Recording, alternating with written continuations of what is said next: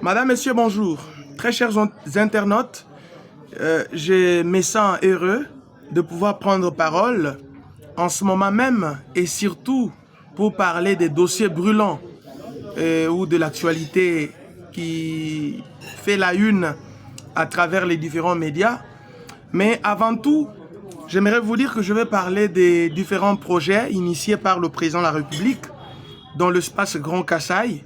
Je parlerai du projet de modernisation de l'université officielle de Mbuji-Mayi, un projet qui devra coûter 42 millions selon la grande sœur au ministre Kibasa. L'argent ou le fonds financé à 100% par la taxe RAM. Un projet qui devait plutôt coûter 17 millions d'après le ministre Moïndo Nzangi Butondo de l'enseignement supérieur et universitaire.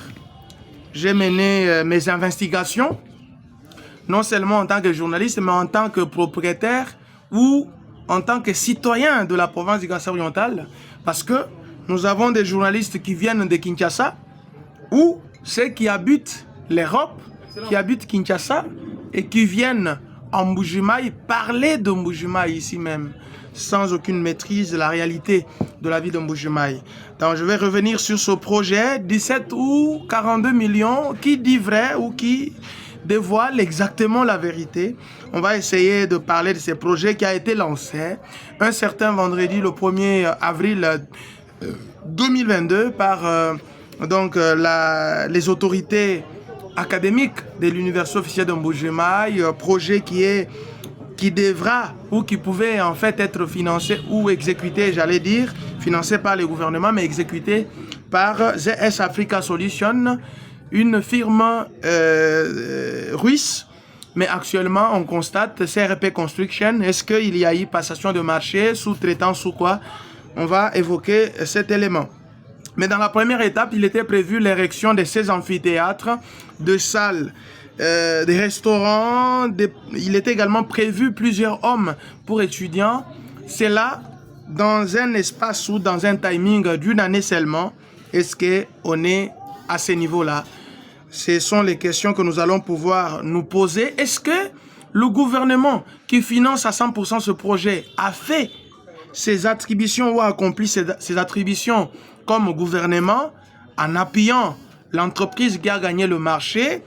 Nous savons très bien pour ce qui est de la passation de marché public et surtout lorsqu'il s'agit de la passation de marché public entre public et privé dans un partenariat public-privé. Nous savons de quoi il s'agit. On va évoquer également cet élément. Je reviendrai aussi sur la route Kananga-Mbuji-Mayi attribuée à la firme égyptienne Samukrit, mais la province a émis les soucis, la province du Kassai oriental bien entendu a émis les soucis de voir ce contrat qui était attribué à Samukrit, une firme égyptienne, être résilié et accordé tout simplement à une entreprise du nom de Toho Investment, donc Toho Investment, une entreprise juive qui exécute les travaux Kalamba-Mbuji-Kananga.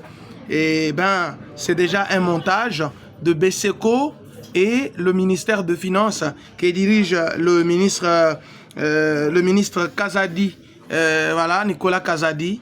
Nous allons essayer de revenir sur tout cela, projet, route, Kananga Mbuji-Mayi ou Mbuji-Mayi Kananga, Kananga Kalamba Mbuji, on va en parler dans quelques instants. Mais je fais une mise au point avant de pouvoir aborder toutes ces questions, Université officielle de Mbuji-Mayi, avec certainement les travaux financés par les gouvernements, est-ce que les fonds ont été décaissés à 100%? On parle d'un détournement de 42 millions. Est-ce que l'argent a circulé de main en main ou de main à main ou de compte en compte? On va pouvoir se poser toutes ces questions et également y apporter des réponses assez définitives. Mais je fais une mise au point pour le simple fait que je suis non seulement détenteur d'une certaine maîtrise en projet, mais je suis celui qui participe régulièrement à toutes les missions ou à à toutes les descentes de suivi dans ces travaux, par exemple les travaux de l'UEM, comme les travaux de la route Kananga-Mbuji-Mayi. J'aimerais seulement dire qu'on ne critique jamais un projet si on n'a pas les descriptifs de celui-ci. Donc, il faut, en critiquant un projet, parce que vous le savez vous-même, que revendiquer un droit est bien, mais en apporter de preuves est très mieux.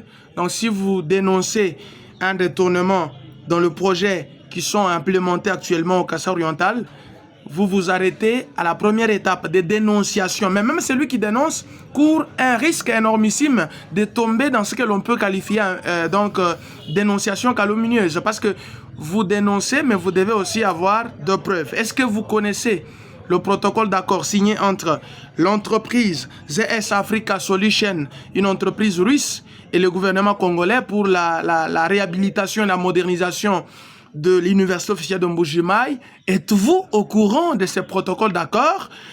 Maîtrisez-vous, par exemple, le tiraillement entre le FPI et la BAD de la Banque africaine de développement sur le financement de la route Kananga-Mbuji-Mayi, avant de pouvoir vous plonger dans le critique. Critiquez Sommier, mais les critiques ne sont pas mauvaises.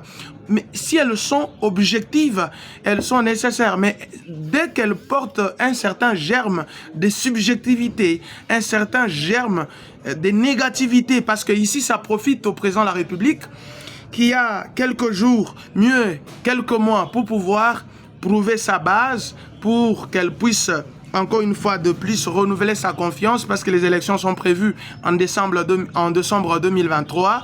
Voilà les quelques sujets qui vont faire certainement notre émission de tout à l'heure. Vous avez des préoccupations, vous avez des suggestions, vous pouvez nous les envoyer au 085 828 67 80. 085 828 67 80.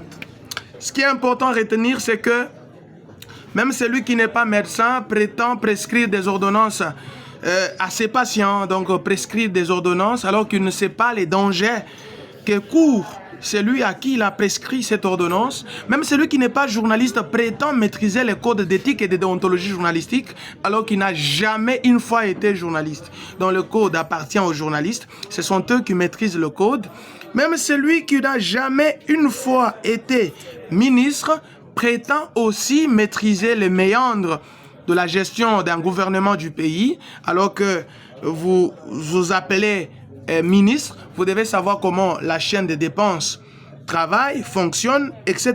Donc, nous devons encore beaucoup plus nous méfier de toutes les mauvaises informations, parce qu'actuellement sur les réseaux sociaux, tout le monde est journaliste. Mais